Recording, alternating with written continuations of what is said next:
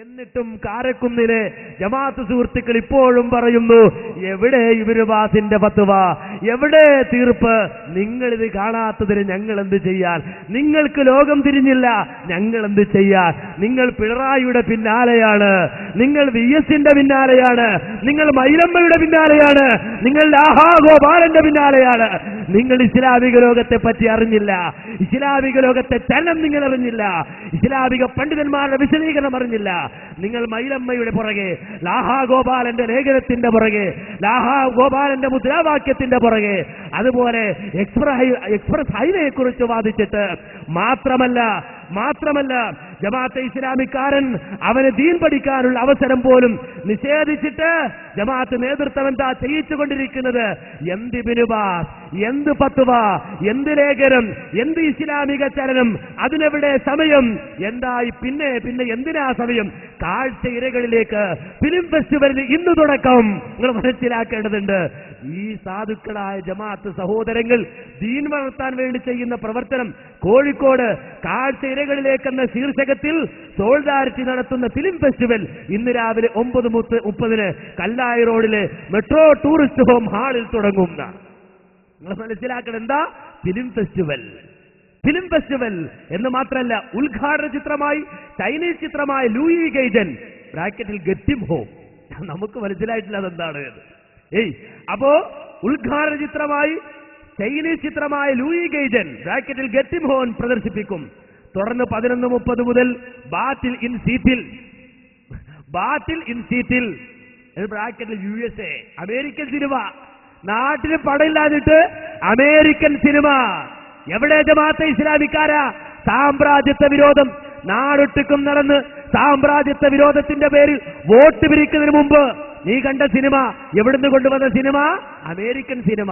KFC കഴിക്കാൻ പറ്റില്ല, അമ്മാവൻ കിറ്റ് കഴിക്കാൻ പറ്റില്ല. കാരെന്ത്? അത് അമേരിക്കന്റെ ഫുഡാണ്, കഴിക്കാൻ പാടില്ല എന്ന്.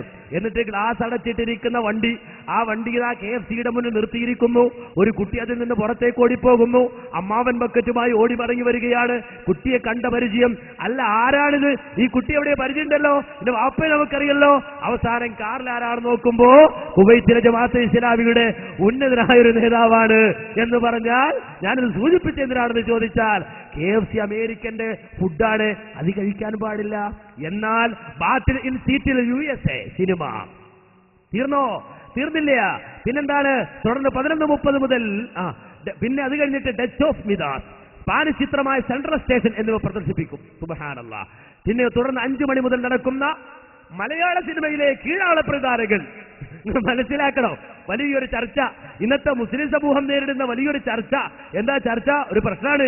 മലയാള സിനിമയിലെ കീഴാളപ്രധാനങ്ങൾ എന്ന ചർച്ചയിൽ GP Ramachandran, Yakob Thomas, TP Shameem, Didi, AK Vasu എന്നിവർ പങ്കെടുക്കും. വൈകിട്ട് 7 മുതൽ പ്രശസ്ത ആക്ടിവിസ്റ്റ് നന്ദിതാ ദാസിന്റെ ഫിറാഖ് പ്രദർശിപ്പിക്കുന്ന. അപ്പൊ വൈകിട്ട് 7 മണിക്കാരും പിരിയണല്ലോ. അപ്പൊ എങ്ങനെ പിരിയല്?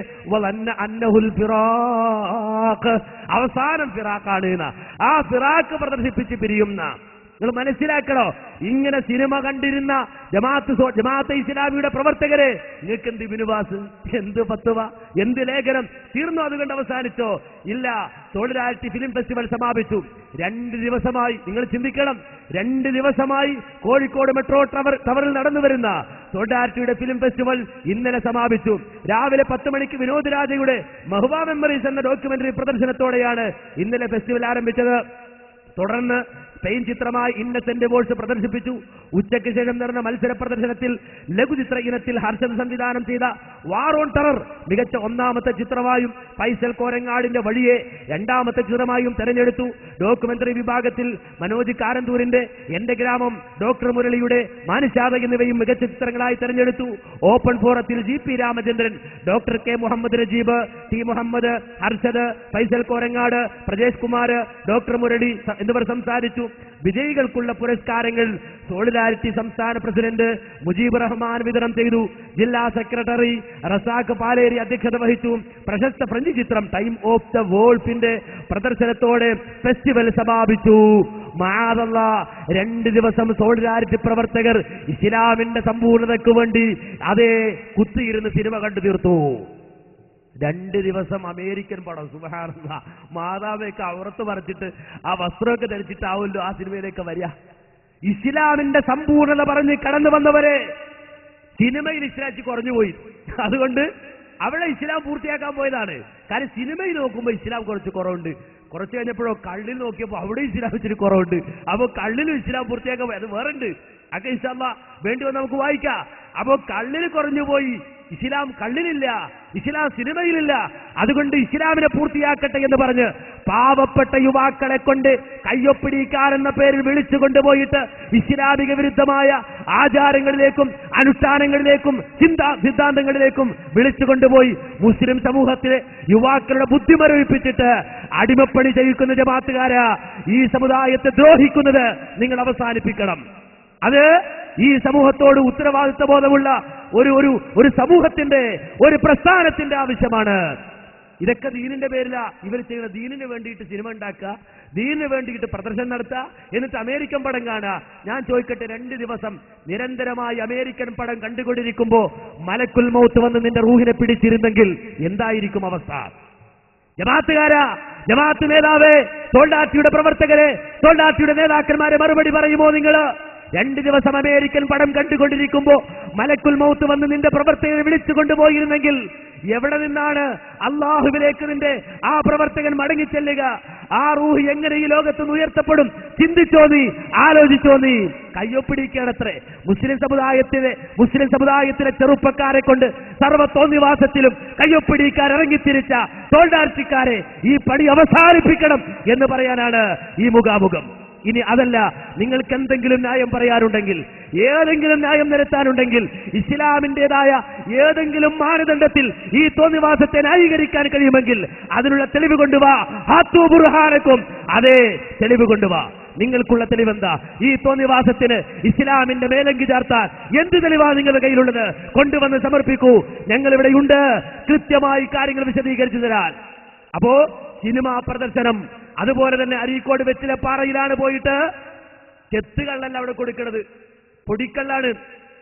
അവിടെ ആദിവാസികൾ സമരം നടത്താണെന്ത്? ഇവിടെ കൊണ്ടുവരുന്ന കള്ള് പൊടിക്കള്ളാണ്, ചെത്തുകള്ളല്ല. അതുകൊണ്ട് ഞങ്ങൾക്ക് ചെത്തുകള്ള് തരണമെന്ന് പറഞ്ഞ് അവര് സമരം ചെയ്യുമ്പോ അവിടെയും പോയിരുന്നു കൊടുത്തു. ആര്? തോൾഡാറ്റി പ്രവർത്തകര്. എന്ത്? ചെത്തുകള്ളല്ല അവിടെ കൊടുക്കുന്നത്, ചെത്തുകള്ളല്ല, പൊടിക്കള്ളാണ്. അത് പറ്റൂല, ഒറിജിനൽ കള്ളു കൊടുക്കണം.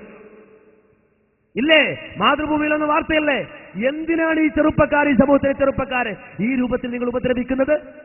നിങ്ങൾക്ക് മതേതരത്വത്തിന്റെ മുഖമില്ല, നിങ്ങൾക്ക് ജനാധിപത്യത്തിന്റെ മുഖമില്ല. ഈ സമൂഹം നിങ്ങൾക്ക് അംഗീകരിച്ച് തന്നിട്ടില്ല. മതേതരത്വത്തിന്റെയോ ജനാധിപത്യത്തിന്റെയോ മുഖം നിങ്ങൾക്ക് അവകാശപ്പെടില്ല എന്ന് ഇന്ത്യ രാജ്യത്തുള്ള മുഴുവൻ ആളുകളും മനസ്സിലാക്കി നിങ്ങളെ അങ്ങ് വെളിപ്പാടകരെ മാറ്റി നിർത്തിയിട്ടുണ്ടെങ്കിൽ, പറമ്പിന്റെ അപ്പുറത്തേക്ക് മാറ്റി നിർത്തിയിട്ടുണ്ടെങ്കിൽ, നിങ്ങൾക്ക് സമുദായത്തിൽ ഇടം കിട്ടാൻ ഈ മുസ്ലിം സമുദായത്തിലെ ചെറുപ്പക്കാരെ എന്തിനു കരുവാക്കണം? അനിസ്ലാമികമായ പ്രവർത്തനങ്ങളിലേക്ക് എന്തിനു വിളിച്ചുകൊണ്ടു പോകണം? അല്ലേ? സമൂഹത്തിൽ മതേതരത്വത്തിന്റെ മുഖം കിട്ടാൻ വേണ്ടിയാണ് സാക്ഷാൽ ജമാൽ മങ്കടി എന്ന് പറയുന്ന ജമാഅത്തെ ഇസ്ലാമിയുടെ നേതാവ് അമ്പലത്തിൽ പോയി നമസ്കാരം നിർവഹിച്ചത്. അമ്പലത്തിൽ പോയി നമസ്കാരം നിർവഹിച്ചത് എന്തിനാ? മതേതരത്വത്തിന്റെ മുഖം കിട്ടാൻ വേണ്ടിയിട്ട്. കാരണം ഞങ്ങളെ ആരും അംഗീകരിക്കുന്നില്ല. ഒരു ഭാഗത്ത് യെച്ചൂരി പറയാണ്, ഇവര് ഗോൾവാൾക്കർ അഥവാ RSSന്റെ സ്ഥാപക നേതാവ്, ആ നേതാവിനെ പോലെ തന്നെയാണ് മൗദൂദി. ആര്? സീതാറാം യെച്ചൂരി. അദ്ദേഹം പറയാണ് ഗോൾവാൾക്കർ, ഹിറ്റ്ലർ, മൗദൂദി എന്നാണ്. 3 കൂട്ടരാണ്. കാരണം ഗോൾവാൾക്കർ RSSന്റെ നേതാവിനും മൗദൂദിക്കും ആവേശം കിട്ടിയത് ഹിറ്റ്ലറിൽ നിന്നാണ് എന്ന് പറഞ്ഞത് CPMന്റെ കേന്ദ്രാംഗമായ സീതാറാം യെച്ചൂരിയാണ്. നിങ്ങൾ മനസ്സിലാക്കണോ? യെച്ചൂരി മാറ്റി നിർത്തി, CPM മാറ്റി നിർത്തി, CPM മാറ്റി നിർത്തി, CPM അകറ്റി നിർത്തി. ഇപ്പുറത്ത് വയലാർ രവി വന്നു. അദ്ദേഹം പറഞ്ഞു RSSും അതുപോലെ തന്നെ ജമാഅത്തെ ഇസ്ലാമിയും ഒരു നാണയത്തിന്റെ 2 വശമാണ്. കോൺഗ്രസ് മാറ്റി നിർത്തി, എന്നാലും പറയും ഞങ്ങൾ നിങ്ങൾക്കാണ്, അത് ഞങ്ങൾ നിങ്ങളുടെ കൂടാണ്, ഞങ്ങൾ നിങ്ങളുടെ കൂടാണ്, ഞങ്ങൾ നിങ്ങളുടെ കൂടാണ്, ഞങ്ങൾ നിങ്ങളുടെ കൂടാണ്. അവസാനം ഊരു ചുറ്റി നടന്നു. അങ്ങനെ വോട്ട് തണ്ടി കിട്ടി. ഒരു വോട്ട്, മാറ്റത്തിനൊരു വോട്ട്, ഇല്ലേ? കിട്ടി ഒരു വോട്ട്. നിങ്ങൾ മനസ്സിലാക്കണോ? എന്നിട്ട് ഈ രൂപത്തിലൊക്കെ പ്രവർത്തിക്കുക. എന്നിട്ട് ഇപ്പോഴും 79-ന് ഉമർ ഉല്ലാസ വന്നിട്ട് നിങ്ങളെന്താ വാദപ്രയോഗത്തിൽ നിൽക്കാഞ്ഞത്? എന്താ ഉമർ മൗലവി ഇബ്നു ബാസിനെ തെറ്റിദ്ധരിപ്പിച്ചത്? ആരാ തെറ്റിദ്ധരിപ്പിച്ചത്? ആരാ തെറ്റിദ്ധരിപ്പിച്ചത്? നിങ്ങളെ ഇബ്നു ബാസ് അറിഞ്ഞു. ഇബ്നു ബാസ് നിങ്ങൾക്കെതിരായി നിങ്ങളെ യെച്ചൂരി എറിഞ്ഞു, യെച്ചൂരി നിങ്ങൾക്കെതിരായി. നിങ്ങളെ വയലാർ രവി എറിഞ്ഞു, വയലാർ രവി നിങ്ങൾക്കെതിരായി. നിങ്ങളെ കേരള സമൂഹം അറിഞ്ഞു, കേരള സമൂഹം നിങ്ങൾക്കെതിരായി. നിങ്ങളെ ഇന്ത്യൻ സമൂഹം അറിഞ്ഞു, ഇന്ത്യൻ സമൂഹം നിങ്ങൾക്കെതിരായി. ഇത് നിങ്ങൾക്ക് മതേതരത്വത്തിന്റെ മുഖം കിട്ടാൻ മുസ്ലിം സമുദായത്തെ സിനിമാ പ്രദർശനത്തിൽ ഇറക്കണമെന്ന് നിങ്ങൾ ചിന്തിച്ചു. മാത്രമല്ല, ജമാൽ മങ്കടയെ പോലുള്ള ആളുകൾ നമസ്കരിക്കുവാൻ ക്ഷേത്രം തിരഞ്ഞെടുക്കുകയാണ്. മാത്രമല്ല, നിങ്ങൾ കേൾക്കണം, വാർത്ത എന്താണെന്നറിയോ? സെപ്റ്റംബർ 5 മുതൽ 9 വരെ എല്ലാ ദിവസവും 6 മുതൽ 7:30 വരെ നടന്ന ഭജഗോവിന്ദം ജ്ഞാനയജ്ഞം ഉദ്ഘാടനം ചെയ്തത് പാളയം ജുമാ മസ്ജിദ് ജമാലുദ്ദീൻ മങ്കടയാണ് എന്ന് മനസ്സിലാക്കണം. എന്താ ഉദ്ഘാടനം ചെയ്യാൻ പോകുന്നത്? അതേ ഭജഗോവിന്ദം ജ്ഞാനയജ്ഞം. എന്ന് കേട്ടോളൂ. ആദിശങ്കര വിരചിതമായ ഭജഗോവിന്ദത്തെ അടിസ്ഥാനമാക്കിയുള്ള സ്വാമി സന്ദീപനാനന്ദഗിരിയുടെ ജ്ഞാനയജ്ഞം റമദാൻ പുണ്യമാസത്തിൽ ഉദ്ഘാടനം ചെയ്യാനായത് പ്രപഞ്ചനാഥന്റെ അനുഗ്രഹത്താലാണെന്ന് ആര് പറഞ്ഞു? മൗലവി പറഞ്ഞു. എന്ത് പടച്ചോനെ, ഈ യജ്ഞമുണ്ടല്ലോ, ഈ ശിർക്കിന്റെയും കുഫറിന്റെയും ഒക്കെ തത്തങ്ങളടങ്ങിയ ആദിശങ്കര വിരചിതമായ ഈ യജ്ഞം ഉദ്ഘാടനം ചെയ്യാൻ ഈ റമദാൻ മാസത്തിൽ കഴിഞ്ഞത് പടച്ചോനെ നിന്റെ തൗഫീഖ് കൊണ്ടാണ്. ഇത് ഇഖാമത്തുദ്ദീന്റെ ഭാഗമാണ്. ഇതാ കാര്യം ജമാഅത്ത് ഇസ്ലാമിക്ക് ഇബാദത്തല്ലാത്തൊന്നുമില്ല. ഫുള്ളും ഇബാദത്ത്, കൊല്ലും ഇബാദത്ത്. അങ്ങനെ മുഴുവൻ ഇബാദത്താക്കി ജമാഅത്ത് ഇസ്ലാമിക്കാർക്ക് ഭജഗോവിന്ദം ജ്ഞാനയജ്ഞം ഉദ്ഘാടനം ചെയ്യുമ്പോഴും പറയുന്നത് എന്താ? അല്ലാഹുവേ നിന്റെ തൗഫീഖ് കൊണ്ടാണ് എനിക്കിത് ഉദ്ഘാടനം ചെയ്യാൻ കഴിഞ്ഞത്. ഇനി മാത്രമല്ല, വീണ്ടും പറയുന്നത് കേട്ടോളൂ, മതസൗഹാർദ്ദമാണ് പോൽ. എന്ത്? ഉദ്ഘാടന സമ്മേളനത്തിന് ശേഷം ആശ്രമത്തിന് അന്യക്ഷേത്രത്തിൽ വെച്ച് സ്വാമിജിയോടൊപ്പം മൗലവി നോമ്പ് മുറിക്കുകയും ഗീതാക്ഷേത്രം എന്ന വിശുദ്ധ വേദിയിൽ വെച്ച് നമസ്കരിക്കുകയും ചെയ്തു എന്നാണ്. എവിടെ? ഗീതാക്ഷേത്രത്തിൽ മഗ്‌രിബ് നമസ്കരിക്കാൻ തിരുവനന്തപുരം ജില്ലയിൽ പള്ളിയില്ലാഞ്ഞിട്ട് ഗീതാക്ഷേത്രത്തിൽ വെച്ച് നമസ്കരിച്ചു എന്നാണ്. എഴുതിക്കൊണ്ടുവാ. ഏത് മാനദണ്ഡത്തിലാണ് നിങ്ങൾക്ക് ന്യായീകരിക്കാൻ കഴിയുക? ഏത് ഇസ്ലാമിക സമൂഹത്തിന്റെ പ്രമാണം വെച്ചുകൊണ്ടാണ് നിങ്ങൾക്ക് വിശദീകരിക്കാൻ കഴിയുക? ഇനി മാത്രല്ല, നിങ്ങൾക്കറിയാം വളരെ വ്യക്തമായി, അതേ ക്രിസ്മസ്, ആ ക്രിസ്മസിന് ഖിറാഅത്ത് നടത്തിയ കേക്ക് മുറിക്കുന്നത് പെരുമ്പിലാവിലെ അൻസാർ കോളേജ്. ആ അൻസാർ കോളേജില് എന്താ ചെയ്യുന്നത് നമുക്കറിയാം. പെരുമ്പിലാവ് അൻസാർ കോളേജ്, ആ കോളേജില് കേക്ക് മുറിക്കുകയാണ്. എന്തിനാ കേക്ക് മുറിക്കുന്നത് കേട്ടോളൂ. Ansar women's and computer college വിദ്യാർത്ഥികൾ സംഘടിപ്പിച്ച ക്രിസ്മസ് ആഘോഷ പരിപാടിയുടെ ഉദ്ഘാടനം LF കോളേജ് ഇംഗ്ലീഷ് വിഭാഗം മേധാവി ഡോക്ടർ ട്രീസ ഡൊമിനിക് നിർവഹിച്ചു എന്ന് പറഞ്ഞിട്ട് പറയാണ്. പലരും പ്രസംഗിച്ചു, ഷെർമി ഖിറാഅത്ത് നടത്തി. സുബ്ഹാനല്ലാഹ്. എന്തിനാ ഷെർമി ഖിറാഅത്ത് നടത്തുന്നത്? അത് അള്ളക്ക് കുട്ടിയുണ്ടായ ദിവസം, പടച്ചോന് കുട്ടി ജനിച്ച ദിവസമാണ്. അള്ളക്ക് കുട്ടിയുണ്ടായി എന്ന പേരിൽ ക്രൈസ്തവ സഹോദരങ്ങൾ ആദരിക്കുന്ന ആ ക്രിസ്മസിന് കേക്ക് മുറിക്കുമ്പോ ഖുർആൻ ആയത്തോതി കൊടുക്കുകയാണ്. ആര്? ഷെർമി. ഖുൽ ഹുവല്ലാഹു അഹദ് അല്ലാഹു സമദ് ലം യലിദ് വലം യൂലദ് വലം യകുൽ ലഹു കുഫുവൻ അഹദ്. ബിസ്മില്ലാഹിർ റഹ്മാനിർ റഹീം. കേക്ക് മുറിക്കുകയാണ്. കണ്ടോ? അള്ളാഹ്ക്ക് കുട്ടിയില്ലെന്ന് പറയാൻ അവതരിച്ച ഖുർആൻ, ആ ഖുർആനിന്റെ ആയത്തോതിയിട്ട് അള്ളാഹയുടെ കുട്ടി, പടച്ചവന്റെ കുട്ടി, ദൈവപുത്രൻ, ആ ദൈവപുത്രന്റെ ജന്മദിനത്തിന് ആഘോഷം നടത്തുമ്പോ അള്ളാന്റെ ഖുർആൻ ഓതി പരിഹസിച്ച ജമാഅത്തുകാരാ, നിന്റെ മതമേതാ, നിന്റെ ദീനേതാ? ഈ സമൂഹത്തോട് പറയണം. ഈ സമൂഹം തെറ്റിദ്ധരിക്കും, നിന്നെ കണ്ട് തെറ്റിദ്ധരിക്കും.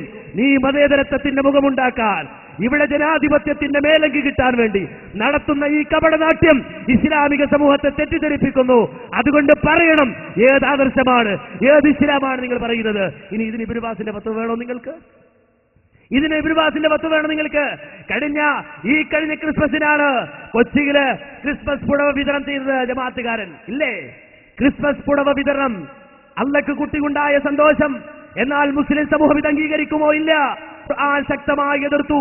അള്ള പറഞ്ഞു, അവര് പറഞ്ഞു, യഹൂദികൾ പറഞ്ഞു, നസാറാക്കൾ പറഞ്ഞു, ജമാഅത്തുകാരാ നിന്റെ ഭാഷയിൽ സാമ്രാജ്യത്വവാദികൾ പറഞ്ഞു, സാമ്രാജ്യത്വം വിളിച്ചു പറഞ്ഞു, ഇത്തഖദർ റഹ്മാനു വലദാ, പരമകാരുണ്യകനായ അള്ളാഹു കുട്ടിയെ സ്വീകരിച്ചു എന്ന്, അള്ളാഹുവിന് സന്താനമുണ്ടെന്ന്. ലഖദ് ജിഅ്തും ശൈഅൻ ഇദ്ദാ, വളരെ ഗൗരവമുള്ള വാക്കാണ് അവര് പറഞ്ഞത്, വളരെ ഗൗരവമേറിയ വാക്കാണ് അവര് പറഞ്ഞത്. തകാദു സമാവാതു യതഫത്തർന മിൻഹു വതൻശഖുൽ അർളു വതഖിറുൽ ജിബാലു ഹദ്ദാ, ആകാശത്തെ കീറിമുറിക്കുമാർ ഭൂമിയെ പിളർത്തിക്കളയുമാറ്, പർവ്വതങ്ങളെ പൊടിച്ചു കളയുമാറ് ഗൗരവമുള്ള വാക്കാണ് അവർ പറഞ്ഞത്. റഹ്മാനി വലദ, അള്ളാഹുവിന് സന്താനമുണ്ടെന്ന് അവർ വാദിച്ചതിനാൽ റഹ്മാനി വലദ, പരമകാരുണ്യകരായ അള്ളാഹുവിന് യോജിച്ചതല്ല സന്താനത്തെ സ്വീകരിക്കുക എന്നത്. ഇതൊക്കെയല്ലേ ചോദ്യത്തിന് വരേണ്ടത്? എന്താ മിണ്ടാത്തത്?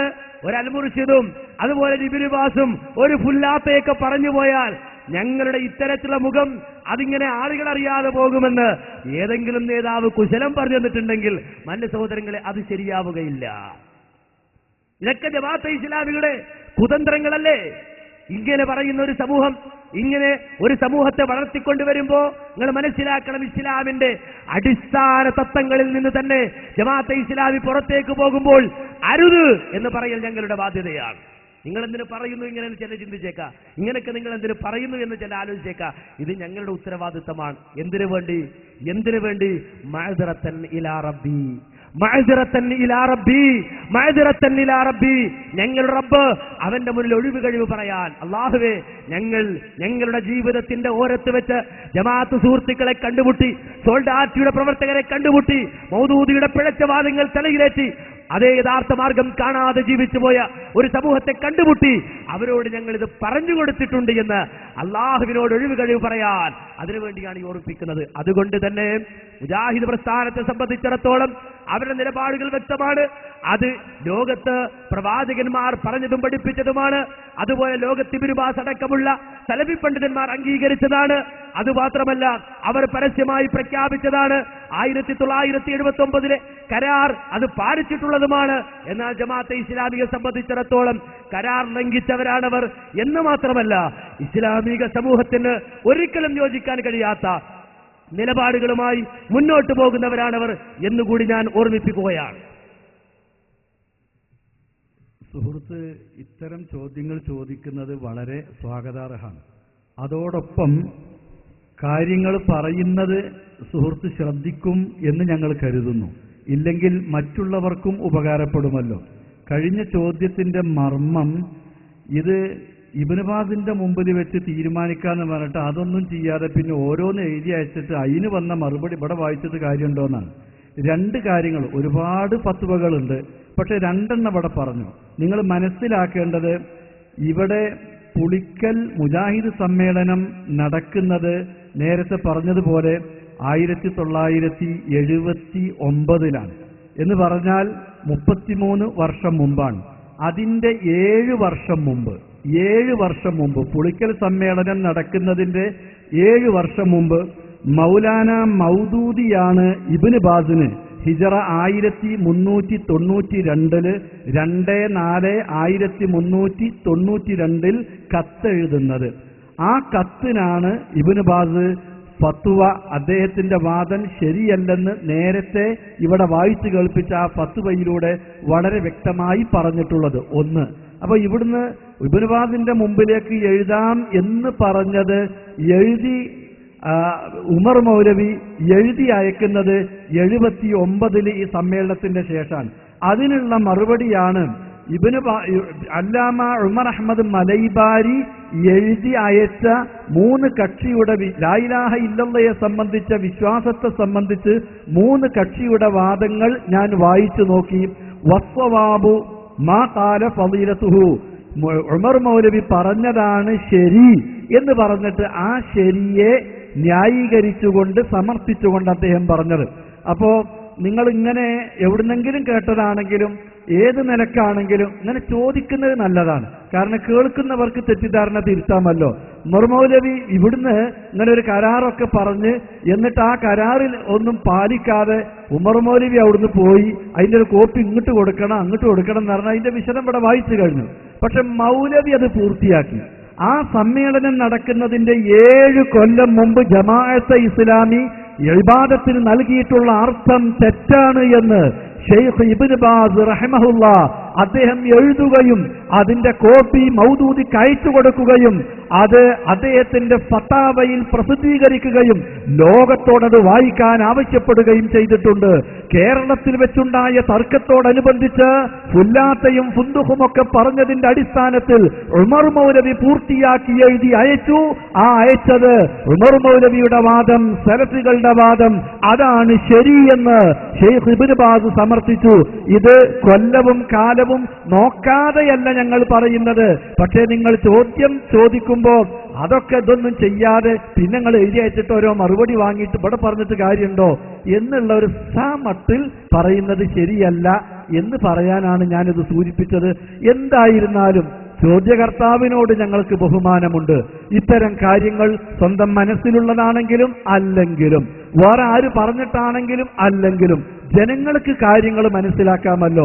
ഏകദേശം ജമാഅത്തെ ഇസ്ലാമിയുടെയും അതേപോലെ തന്നെ അതിന്റെ മറ്റ് ഘടകങ്ങളുടെയും ഒക്കെ സോളിഡാരിറ്റിയുടെയും മറ്റുമൊക്കെ പ്രവർത്തന ശൈലി ഇപ്പോൾ എവിടെ എത്തി നിൽക്കുന്നു എന്നത് വളരെ വ്യക്തമായി അനസ് മൗലവി ഈ ചോദ്യത്തിന്റെ മറുപടിയിലൂടെ വിശദീകരിച്ചുവല്ലോ.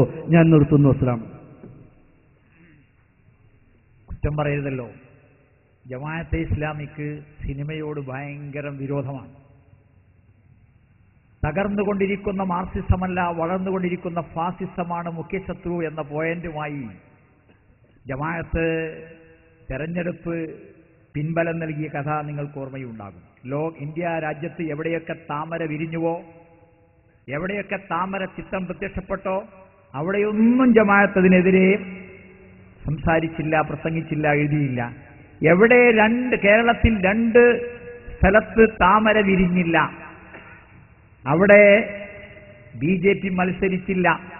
അവിടെയാണ് ജമാഅത്ത് കാര്യമായി വോട്ട് ചെയ്തത്. വടകരയും ബേപ്പൂരും ഓർമ്മണ്ടല്ലോ. ശരി, അന്ന് ഇന്ത്യ രാജ്യത്തെ മതേതരത്വത്തിന്റെ ശത്രുവായ, മതത്തിന്റെ ശത്രുവായ, സമാധാനത്തിന്റെ ശത്രുവായ വാജ്പേയി ഡൽഹിയിൽ മത്സരിക്കുന്നു. ജമാഅത്ത് വോട്ട് ചെയ്തില്ല എതിരായിട്ട്. കാരണം മറുഭാഗത്തുണ്ടായിരുന്നത് രാജേഷ് ഖന്നയാണ്. അഡ്വാനിക്കെതിരെ മത്സരിക്കുന്നത് രാജേഷ് ഖന്നയാണ്. എന്തേ രാജേഷ് ഖന്നക്ക് വോട്ട് ചെയ്യാത്തത്? രാജേഷ് ഖന്ന സിനിമാ നടനാണ്. ഒരു സിനിമാ നടന് വോട്ട് ചെയ്യാൻ മാത്രം ഞങ്ങൾ തരം താഴ്ന്നിട്ടില്ല ജമാഅത്ത് പറഞ്ഞു. നോക്കണേ, നല്ല മനുഷ്യന്മാരാണ് അല്ലേ? ഗുരുവായൂരിൽ മത്സരിക്കുന്നത് അബ്ദുസ്സമദ് സമദാനി, അദ്ദേഹം ഒരു മുസൽമാനാണല്ലോ, അദ്ദേഹത്തെ തോൽപ്പിക്കണം. പകരം കണ്ടെത്തിയത് ആരെയാണ്? PT Kunjumuhammad MLA. നൂറുകണക്കിന് സിനിമാ നടീ നടന്മാരെ വസ്ത്രമഴിപ്പിച്ചിട്ട് സിനിമ എടുത്തിട്ട് ലോകം മുഴുവൻ വിതരണം ചെയ്യുന്ന സിനിമാ സംവിധായകനെ വോട്ട് ചെയ്തു. അപ്പൊ സ്നേഹം മനസ്സിലായല്ലോ.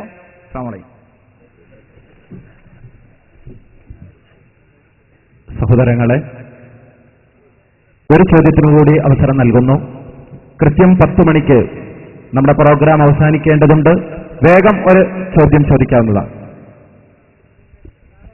വേഗം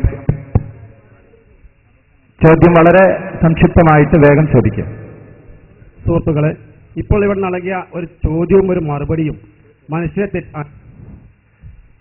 എന്റെ പേര് അബ്ദുള്ള, ഞാൻ ഈ നാട്ടുകാരൻ തന്നെയാണ്. ഇപ്പോൾ നൽകിയ ചോദ്യം ഒരു കരാറുമായി ബന്ധപ്പെട്ട ചോദ്യമായിരുന്നു. ആ കരാറുമായി ബന്ധപ്പെട്ട ചോദ്യവും മനുഷ്യരെ തെറ്റിദ്ധരിപ്പിക്കുന്നതും എങ്ങനെയാണ് ആളുകളെ തെറ്റിദ്ധരിപ്പിക്കുക എന്ന് ആ സുഹൃത്ത് പറഞ്ഞു. ഞാൻ അദ്ദേഹത്തെ കുറ്റം പറയുന്നില്ല, അദ്ദേഹം ജനിക്കുന്നതിന് മുമ്പാണ് അദ്ദേഹം പറഞ്ഞുകൊണ്ടാണ്. ആ കരാറിൽ പറഞ്ഞത് ഇങ്ങനെ കത്ത് എഴുതാനോ അല്ലെങ്കിൽ മറുപടി പറയാനോ അല്ല. ആ കരാർ എഴുതിയ അബ്ദുസ്സമദ് ഖാത്തിബ് എന്ന മുജാഹിദ് നേതാവിന്റെ കൈപ്പടയിലാണ്. അത് ആ കരാറുമായി ബന്ധപ്പെട്ട കാര്യം ഇന്നത്തെ സംസ്ഥാന secretary, general secretary AP Abdul Khader മൊയ്‌ലിനോടോ അല്ലെങ്കിൽ IG തങ്ങളോടോ ചോദിച്ചാൽ കൃത്യമായി കിട്ടുമായിരുന്നു. അതിന്റെ കോപ്പി എടുത്ത് 3 വിഭാഗങ്ങൾ കൊടുക്കാൻ വേണ്ടി തീരുമാനിക്കുകയും അങ്ങനെ IG തങ്ങളെ അതിന്റെ കോപ്പി എടുക്കാൻ വേണ്ടി ഏൽപ്പിക്കുകയും ചെയ്തു. IG തങ്ങളെ ആ കോപ്പി എടുത്ത് കൊടുത്തില്ല എന്ന് മാത്രമല്ല ആ കത്ത് നശിപ്പിക്കുകയും ചെയ്തു എന്നാണ് അറിയാൻ സാധിച്ചത്. അതുമായി ബന്ധപ്പെട്ട് ഈ പ്രദേശത്ത് വലിയൊരു വാഗ്വാദം ഉണ്ടാവുകയും ഞങ്ങൾ മുജാഹിദ് പ്രവർത്തകരും ജമാഅത്ത് പ്രവർത്തകരും ജമാഅത്തെ ഇസ്ലാമി അമീർ TK അബ്ദുള്ള മൗലവിയോടും അതുപോലെ തന്നെ ഉമർ മൗലവിയോടും അന്വേഷിക്കാൻ വേണ്ടി പോയി. അങ്ങനെ ഉമർ മൗലവി ഞങ്ങളോട് പറഞ്ഞ കുറെ വാക്കുകളുണ്ട്. ആ വാക്കുകൾ അദ്ദേഹത്തിൻ്റെതായ വാക്കുകൾ എന്റെ കയ്യിൽ ഈ കാസറ്റിൽ ഇപ്പോൾ ഇന്നുണ്ട്.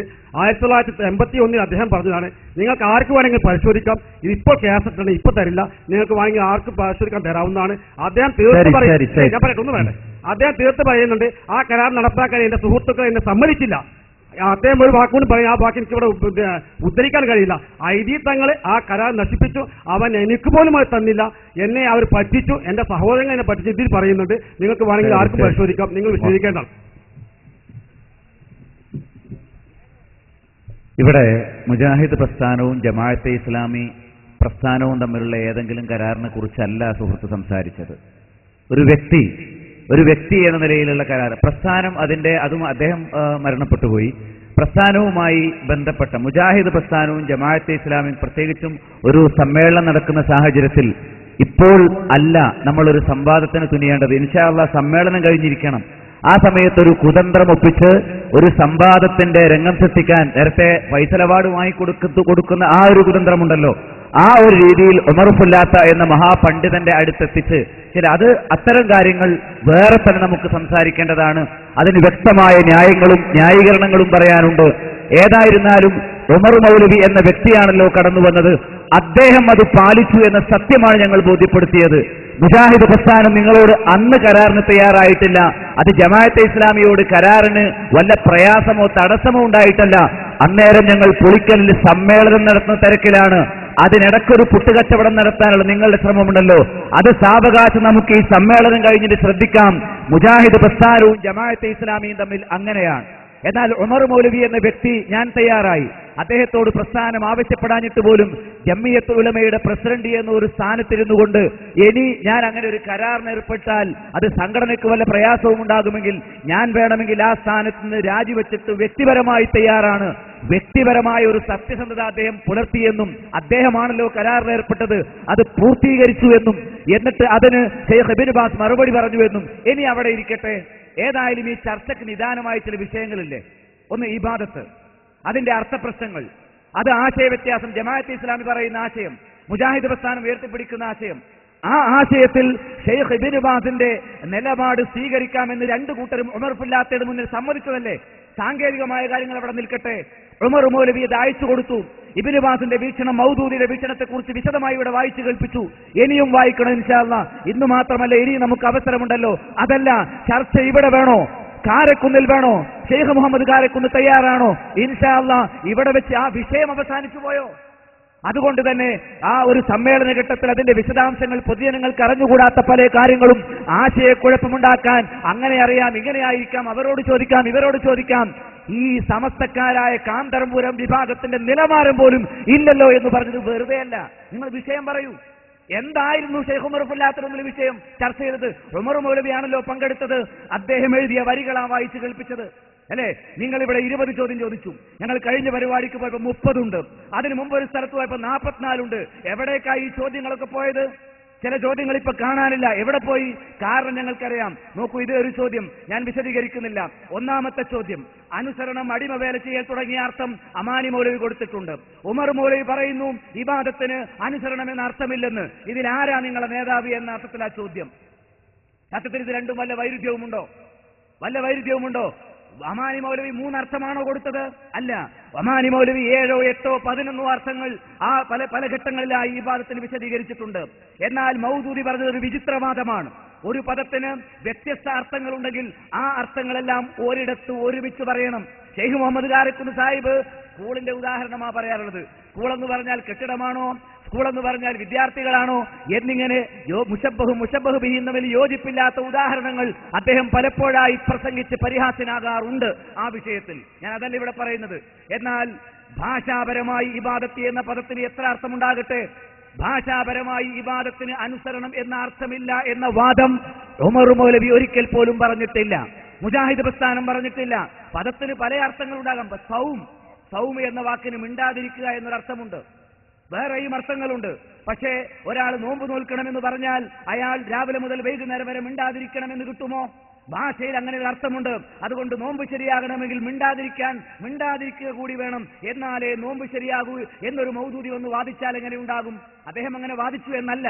അങ്ങനെ വാദിച്ചാൽ അത് എത്രമാത്രം അർത്ഥശൂന്യമാണ്. സൗമ്യ എന്ന വാക്കിന് അങ്ങനെ ഒരു അർത്ഥമുണ്ട് എന്ന് കരുതി അത് വാദിക്കാൻ പറ്റുമോ? ഉമർ മൗലവി ലഘുലേഖ നമ്പർ 1 1968 ലഘുലേഖ നമ്പർ 1 ഒന്നാമത്തെ നമ്പർ ലഘുലേഖ ജമാഅത്ത് ഇസ്ലാമിക്കെതിരെ തയ്യാറാക്കി. സൂക്ഷിപ്പുണ്ടാകുമല്ലോ. അതിലെന്താ പറഞ്ഞത്? കരി എന്ന ഉദാഹരണം പറഞ്ഞു.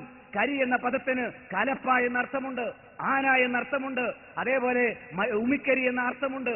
ശരി, എന്നാൽ ഒരാൾ കരി കൊണ്ടുവാ എന്ന് പറഞ്ഞാൽ ഈ മൂന്നർത്ഥവും ഒരുമിച്ച് വെക്കണം എന്നാണോ അതിന്റെ ആശയം? ഒരിക്കലുമല്ല. അത് സന്ദർഭം അനുസരിച്ച്. ഒരു കർഷകനാണ് കരിയെക്കുറിച്ച് പറയുന്നതെങ്കിൽ കലപ്പയാണ്. രാവിലെ എണീറ്റ് പല്ല് തേക്കാൻ പോകുന്നവനാണ് കരിയെക്കുറിച്ച് പറയുന്നതെങ്കിൽ അത് ഉമിക്കരിയാണ്. മനസ്സിലായില്ലേ? ഒരു തടി പിടിക്കുന്നവനാണ് കരിയെക്കുറിച്ച് പറയുന്നതെങ്കിൽ അത് ആനയാണ്. ഇങ്ങനെ വളരെ സരളമായി ലളിതമായി ഭാഷയിൽ അനുസരണം എന്ന അർത്ഥമില്ല എന്നല്ല, മറിച്ച് വഖദാ റബ്ബുക അല്ലാ തഅബുദു ഇല്ലാ ഇയ്യ, അതേപോലെ ഇയ്യാക നഅബുദു വഇയ്യാക നസ്തഈൻ, ഇബാദത്ത് അല്ലാഹുവിന് മാത്രമേ കൊടുക്കാവൂ എന്ന് പറയുന്നിടത്ത് ഭാഷയല്ല. ആ ഇബാദത്തിൽ എന്താണ് ഉദ്ദേശിക്കുന്നത്? അബൂജഹലും ഉത്ബത്തും ശൈബത്തും അടക്കമുള്ള ആളുകൾ അല്ലാഹു അല്ലാത്തവർക്ക് ഇബാദത്ത് ചെയ്തു എന്ന് പറയുമ്പോൾ എന്താണ് ഉദ്ദേശിക്കുന്നത്? ഭാഷാപരമായ വിഷയമാണോ? അല്ല. നമ്മുടെ സ്വർഗവും നരകവും തീരുമാനിക്കപ്പെടുന്ന അല്ലാഹുവിന് മാത്രമേ നൽകാവൂ എന്ന് ശടിച്ചു പറഞ്ഞിട്ടുള്ള ഇബാദത്ത് അത് അല്ലാഹു അല്ലാത്തവർക്ക് കൊടുത്താൽ ശിർക്കായി പോകും. അതിന് ഭാഷയിൽ അനുസരണം എന്ന അർത്ഥം ഉണ്ട്. അതുകൊണ്ട് തന്നെ ഇസ്ലാമിക സർക്കാരിന് മാത്രമേ അനുസരിക്കാവൂ. ഇസ്ലാമികേതര സർക്കാർ അനുസരിച്ചാൽ മുശ്രിക്കായി പോകും. അപ്പോൾ പറയൂ, യൂസുഫ് നബിയുടെ കഥ എന്താ? ആസിയ ബീവിയുടെ കഥ എന്താ? പോട്ടെ, ആ ഇഖാമത്തുദ്ദീനിനെ പരാമർശിക്കുന്ന സൂറത്ത് ശൂറായിലെ 13-ാമത്തെ ആയത്ത്, അവിടെ ആരെക്കുറിച്ചൊക്കെ പറഞ്ഞു? ലഖദ് ശറഅ ലക്കും മിനദ്ദീനി മാ വസാ ബിഹി ഇബ്രാഹിം വമൂസ വല്ലദി ഔഹൈനാ ഇലൈക. അതേപോലെ തന്നെ മൂസാ നബിക്കും ഈസാ നബിക്കും എല്ലാം ഇബ്രാഹിം നബിക്കും അവതരിപ്പിച്ച ആ ദീനിനെ സംബന്ധിച്ച് ഇഖാമത്തുദ്ദീനിനെ കുറിച്ച് പറയുന്നിടത്ത് 5 പ്രവാചകന്മാരുടെ പേരുണ്ടല്ലോ. മുഹമ്മദ് നബി സല്ലല്ലാഹു അലൈഹി വസല്ലമയുടെ മുന്നിൽ 4 പ്രവാചകന്മാരുടെ പേര് പറഞ്ഞു. അവരിൽ ആരാ ഭരണം നടത്തിയത്? നോഹ് നബി. ഏതെങ്കിലും രാഷ്ട്രം ഭരിച്ചത് തെളിവുണ്ടോ? ഇബ്രാഹിം നബി, മൂസാ നബി, ഈസാ നബി എവിടെയാണ് ഭരണം നടത്തിയത്? അപ്പോൾ ഇസ്ലാമിക ഭരണാധികാരിയെ അനുസരിച്ചില്ലെങ്കിൽ മുശ്രിക്കായി പോകും എന്ന വാദം പറയുമ്പോൾ ഇബാദത്തിന് അനുസരണം എന്ന അർത്ഥം പറഞ്ഞതാണ് തെറ്റ്. അതാണ് ശൈഖ് ഇബ്നു ബാസ് ഇബാദത്തും ഇത്താഅത്തുമുള്ള വ്യത്യാസം വേർതിരിച്ചത്. അതാണ് 1-ാമത്തെയും 2-ാമത്തെയും 3-ാമത്തെയും ചോദ്യം തീർന്നു. മറുപടിക്ക് അങ്ങനെ വാദമുണ്ടെങ്കിലല്ലേ. ഇനിയോ അടുത്തത്, പിന്നെ ഒരു അടിമവേല ചെയ്യൽ എന്ന അർത്ഥം പിന്നെ അമാനി മൗലവി പറഞ്ഞിട്ടുണ്ട്. അത് അമാനി മൗലവിയുടെ വ്യക്തമായ അറിവോടുകൂടിയല്ല. അദ്ദേഹം അത് പരിശോധന ചെയ്ത് എഡിറ്റ് ചെയ്യുന്ന സമയത്ത് തന്നെ അടിമവേല എന്ന അർത്ഥം അവിടെ വന്നപ്പോൾ അത് ചുവപ്പ് വശയിട്ടിട്ട് ഒഴിവാക്കണം എന്ന് പറയുകയും 2-ാമത്തെ എഡിഷനിൽ തന്നെ അത് ഒഴിവാക്കുകയും. അടിമവേല, അടിമത്തം എന്ന അർത്ഥം, അടിമവേല എന്ന അർത്ഥം ഭാഷയിൽ പോലുമില്ല.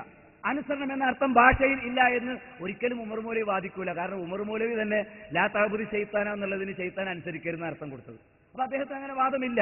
അപ്പൊ ഉണ്ടെന്നുള്ള ഇതാൻ പറഞ്ഞത് ഇത് കട്ട് ആൻഡ് പേസ്റ്റ് കൃത്യവുമാണ്. ആ പണിയെടുക്കുന്ന നേരം കൊണ്ട് ഏതെങ്കിലും മൗലവിമാരുടെ കറുത്ത കട്ടയുള്ള പുസ്തകം വായിച്ചിട്ട് അതിങ്ങനെ കോപ്പി അടിച്ചിട്ട് അവിടെ കുത്താണെങ്കിൽ ഇവിടെയും കുത്താം. ഞങ്ങൾ ഇന്നലെയും ചില തമാശകൾ കണ്ടു. എന്ത് ലേഖനം ഇങ്ങനെ വായിക്കുന്നത് കുറച്ച് വരി വേറെയാണ്. കാരണം എന്താ, പുള്ളിക്കുത്തിട്ടിട്ട് പേജ് കുറെ മറക്കാനുണ്ട്. അത് വായിക്കുന്നവന് ബോധ്യം വരണ്ടേ. അപ്പൊ ഏതായിരുന്നാലും ശരി. അപ്പോ അടിമവേല, അടിമത്തം, ഈ അർത്ഥം കൊടുക്കുന്ന 2-ാമത്തെ ചോദ്യം. അപ്പൊ ഇതിൽ ആ ഭാഷാർത്ഥം ഉണ്ടോ ഇല്ലേ എന്ന തർക്കം അത് വേറെ തന്നെയാണ്. 3-ാമത്തേതും ഏകദേശം അത് തന്നെ. പിശാചിന് ഇബാദത്ത് ചെയ്യരുതെന്ന് അനുസരിക്കരുത് ഉമർ മൗലവി അർത്ഥം പറഞ്ഞിട്ടില്ലേ. പിന്നെ ഇതിന് ആദ്യത്തെ ചോദിച്ച് 4-ാമത്തെ ചോദ്യം, മുസ്ലിം ലോകം ഇമാമുൽ മുഫസ്സിരീൻ ആദരണീയ സ്ഥാനം നൽകിയ മഹാപണ്ഡിതനും പിന്നെ ഒന്ന് പണ്ഡിതന്മാരെ തള്ളിപ്പറഞ്ഞ് ഞാൻ വിശദീകരിക്കുന്നില്ല. എന്ത് ഇമാം റാസി റഹിമഹുല്ല, അതേപോലെ തന്നെ കുറെ ആളുകളുടെ പേരൊക്കെ പറയുന്നുണ്ട്. ഇവർക്കൊക്കെ തെറ്റുപറ്റി. ലോകത്തുള്ള മുഴുവൻ പണ്ഡിതന്മാർക്കും ഇബാദത്തിൽ തെറ്റുപറ്റി എന്ന് പറഞ്ഞ ആളാണ് മൗദൂദി. ഇതിന് ധാർഷ്ട്യം എന്നുള്ള വാക്കാ ഉപയോഗിച്ചത്. അതായത് ഇങ്ങനെയുള്ള പണ്ഡിതന്മാർക്കൊന്നും ഇബാദത്തിന്റെ അർത്ഥവും തൗഹീദും അറിയില്ലെന്നും കേരളത്തിലെ മുജാഹിദുകൾക്ക് മാത്രമേ അത് അറിയുകയുമുള്ളെന്ന ധാർഷ്ട്യം ഇപ്പോഴും മുജാഹിദ് നേതാക്കൾക്കുണ്ടോ? വിശദീകരണങ്ങൾ നൽകിയിട്ടുള്ള കാര്യമാണ്. ചോദിക്കട്ടെ, ലോകത്ത് 11 നൂറ്റാണ്ടായി ലോകത്തുള്ള മുഴുവൻ പണ്ഡിതന്മാർക്കും ഇബാദത്തിൽ തെറ്റുപറ്റി എന്നുള്ള മൗദൂദിയുടെ ധാർഷ്ട്യം ഇപ്പോഴും ജമാഅത്തെ ഇസ്ലാമിയുടെ നേതാക്കന്മാർ തുടരുന്നുണ്ടോ? അത് നിങ്ങൾ മറുപടി അറിയും. നിരവധി മുഫസ്സിറുകളുടെ ഇബാദത്തിനെ കുറിച്ചുള്ള നിർവചനം എടുത്തുവെച്ച് ഇബാദത്ത് ഒരു സമഗ്ര പഠനം എന്ന പുസ്തകത്തിൽ എല്ലാ പണ്ഡിതന്മാരെയും ഒറ്റക്കെട്ടിൽ തട്ടിയ ആളാണ് ആര്? കെ.സി. അബ്ദുള്ള മൗലവി. എന്നിട്ട് ഞങ്ങളോടാ ചോദിക്കുന്നത്, നമ്മുടെ പണ്ഡിതന്മാരോടാ ചോദിക്കുന്നത് നിങ്ങൾ ധാർഷ്ട്യമുണ്ടോ? എന്നാൽ ഉമർ മൗലവി പറഞ്ഞൊരു വിഷയം എടുത്തിട്ട് അതിൽ ഉമർ മൗലവി പറഞ്ഞതാണ് തെറ്റ്, അതല്ലെങ്കിൽ ഏത് കാര്യമാണോ മറ്റു പണ്ഡിതന്മാർ ചൂണ്ടിക്കാട്ടിയത് അത് ശരി എന്ന് സ്ഥാപിക്കാനോ സമർത്ഥിക്കാനോ ഇന്ന് വരെ കഴിഞ്ഞോ? ഈ ചോദ്യം ചോദിക്കാനേ സാധിച്ചിട്ടുള്ളൂ. ഉമർ മൗലവി പറഞ്ഞത് എന്ത്, റാസി പറഞ്ഞത് എന്ത്? അല്ലെ, റാസി അങ്ങനെ പറഞ്ഞിട്ടുണ്ടെങ്കിൽ അത് തെറ്റാണ്. പക്ഷേ ഇമാം റാസി പറയാത്ത ഒരു ആശയം അദ്ദേഹത്തിന്റെ തഫ്സീറിൽ വന്നിട്ടുണ്ട്. ഇമാം റാസി തങ്ങൾ അദ്ദേഹത്തിന്റെ ആശയം പൂർത്തീകരിച്ചിട്ടില്ല. അദ്ദേഹത്തിന്റെ ശിഷ്യന്മാരാണ് തഫ്സീറിന്റെ പല ഭാഗത്തും പൂർത്തീകരിച്ചത്. എന്നാൽ ഇബാദത്ത് എന്നാൽ അനുസരണമല്ല എന്ന് ഇമാം റാസി വ്യക്തമാക്കിയതാണ്. അത് ഉമർ മൂലയ്ക്ക് പിന്നീട് മനസ്സിലായി. ആ ഇബാദത്തിന്റെ വിഷയത്തിൽ ആദിക്ക് പറ്റിയത്. പൂർവ്വകാല മുഫസ്സിറുകൾക്ക് പല വിഷയത്തിലും ആശയക്കുഴപ്പങ്ങൾ ഉണ്ടായിട്ടുണ്ടാകാം. സലഫി നിലപാടുകളോട് യോജിക്കാത്തവ ലോകത്തുള്ള വിവിധ പണ്ഡിതന്മാർ ചൂണ്ടിക്കാട്ടിയിട്ടുണ്ട്. അത് മുജാഹിദ് പ്രസ്ഥാനത്തിന്റെ പണ്ഡിതന്മാർ സന്ദർഭോചിതം ചൂണ്ടിക്കാട്ടാറുണ്ട്. ഇതിന്റെ അർത്ഥം പണ്ഡിതന്മാരെ തള്ളി എന്നല്ല. പണ്ഡിതന്മാരെ തള്ളിയത് മൗദൂദിയാണ്. കേരളത്തിൽ KCF മൗലവിയും ജമാഅത്ത് നേതാക്കന്മാരുമാണ്. അല്ലെ, ഞാൻ വിശദീകരിക്കുന്നില്ല. ഇങ്ങനെ തന്നെയാണ് എല്ലാം ഉള്ളത്. ഇനി പിന്നെ ഇസ്ലാം ഏത് ദിവസം ദീനായോ അന്ന് തന്നെ സിയാസത്തും നേരത്തെ വിശദീകരിച്ചു. ആറാമത്തെ ചോദ്യം ഒരു ഹദീസിലെ വിശദീകരണമായി എന്ന് പറഞ്ഞിട്ട് ലോകത്തെ അങ്ങനെ തന്നെ കീഴ്പ്പെടുത്തിയതിൽ ദൈവരാജ്യം സ്ഥാപിക്കാനുള്ള ഏറ്റവും വമ്പിച്ച ഒരു അഭൗതിക ഉപകരണമാണ് ലാ ഇലാഹ ഇല്ലല്ലാഹ് എന്നാണല്ലോ ഈ വിശുദ്ധ വാക്യത്തിൽ നിന്ന് ഗ്രഹിക്കാവുന്നത്. അപ്പോ ലാ ഇലാഹ ഇല്ലല്ലാഹ് ഭരണം സ്ഥാപിക്കാനുള്ള അഭൗതിക ഉപകരണമാണെന്ന് പി അബ്ദുൽ ഖാദർ മൗലവി അത്തൗഹീദിൽ പറഞ്ഞു.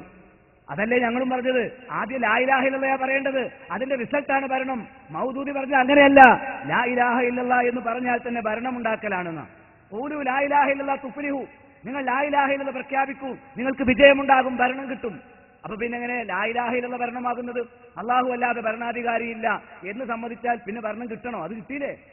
അള്ളാഹു അല്ലാതെ ഭരണാധികാരി ഇല്ല എന്നാണ് ലാ ഇലാഹ ഇല്ലല്ലാഹയുടെ അർത്ഥമെങ്കിൽ ലാ ഇലാഹ ഇല്ലല്ലാഹ് പ്രഖ്യാപിച്ചവന് ഭരണം കിട്ടുമെന്ന് പറയേണ്ടതുണ്ടോ? അതല്ലേ ഇവിടെ ഉണ്ടാക്കി കൊടുത്തത്.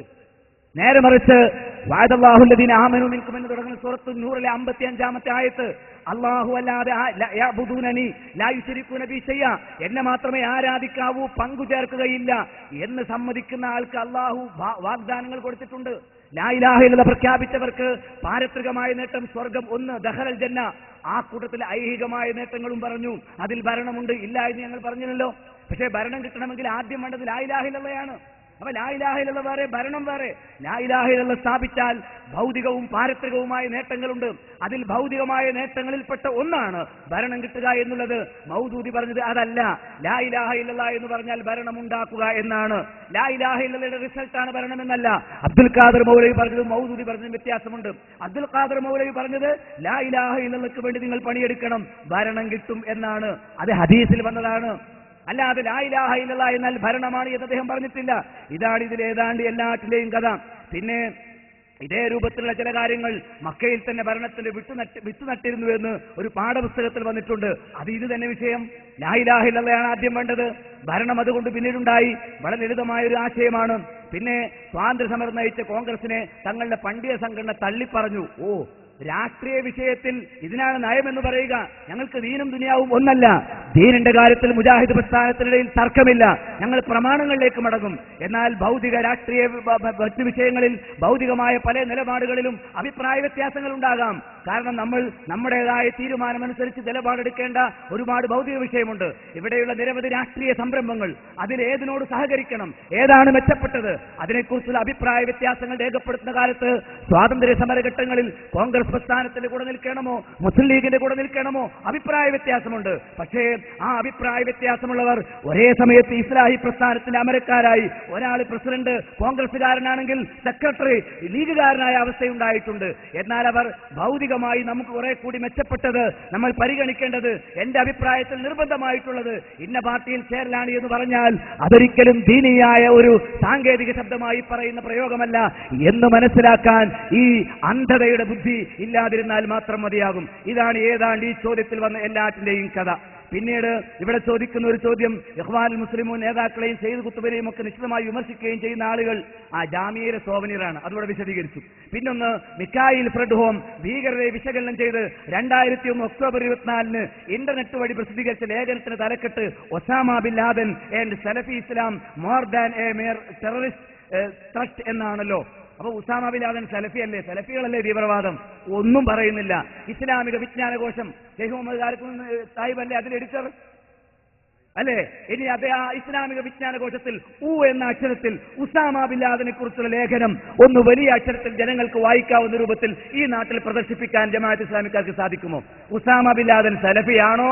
അതല്ല ചെറുപ്പകാലത്തിൽ തന്നെ ഈ ഇഖ്വാനി ആദർശം സ്വീകരിച്ച് സയ്യിദ് കുത്തുബിനെ പോലെയുള്ള മുഹമ്മദ് കുത്തുബിനെ പോലെയുള്ള ഇഖ്വാനി നേതാക്കന്മാരെ ശിഷ്യനായി വരുത്തതിന്റെ പേരിൽ സലഫി നിലപാട് പുലർത്തുന്ന വിശ്വാസം സ്വീകരിക്കുന്ന വലിയൊരു വിഭാഗമുള്ള സൗദി അറേബ്യയിൽ നിന്ന് പുറത്താക്കപ്പെട്ട വ്യക്തിയാണോ ചെറുപ്പകാലത്ത് തന്നെ? ഞങ്ങളല്ലല്ലോ. ജമാഅത്തെ ഇസ്ലാമി പുറത്തിറക്കിയ വിജ്ഞാനകോശത്തിൽ ഉസാമ ബിൻ ലാദൻ ഇഖ്വാനിയാണ് എന്ന് പറഞ്ഞിട്ടില്ലേ? ഉണ്ട്. ഉസാമ ബിൻ ലാദന് സലഫിസവുമായി ബന്ധമില്ല എന്ന് സലഫി ലോകവും വ്യക്തമായി അറിയിച്ചിട്ടുണ്ട്. അതുകൊണ്ട് ഈ ജാതി ഉമ്മാക്കികൾ അരുന്ധതി റോയുടെ ലേഖനവും അതേപോലെ മിക്കായിൽ ഫർഡ്ഹോബിന്റെ ലേഖനവും ഒക്കെ അവിടെ വെച്ചേക്കുക. പിന്നെ ലഷ്കർ-ഇ തയ്യിബ, ജമാഅത്ത് ദഅവ പലപ്പോഴും പറഞ്ഞു. ജമാഅത്ത് ദഅവ സലഫി പേര് പറയുന്നു, എന്നാൽ ആദർശം വായിച്ചു നോക്കിയാൽ ഒക്കെ ഹുക്കുമത്തെ ഇലാഹിയാണ്.